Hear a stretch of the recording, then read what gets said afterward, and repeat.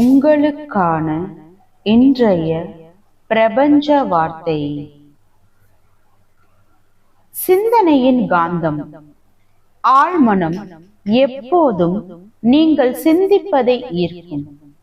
நீங்கள் தினமும் எதிர்மறை எண்ணங்களை கொண்டிருந்தால் அதே மாதிரியான சூழ்நிலைகள் உங்களை அடையும். அதே நேரத்தில் நீங்கள் நல்ல எண்ணங்களை நினைத்தால் நல்ல வாய்ப்புகள் தானாகவே வந்து சேரும்.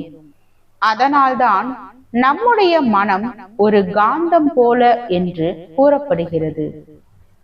நீங்கள் விரும்புகிறதை அடைய விரும்பினால் முதலில் உங்கள் மனதை அதற்கு ஏற்ற காந்தமாக மாற்றிக்கொள்ள வேண்டும். உங்கள் மனம் காந்தம் என்பதை நீங்கள் உணர்ந்து அதை நீங்கள் சரியாக பயன்படுத்தினால் உங்களுக்கு தோல்வி என்பது இல்லை. வாழ்க வளமுடன்.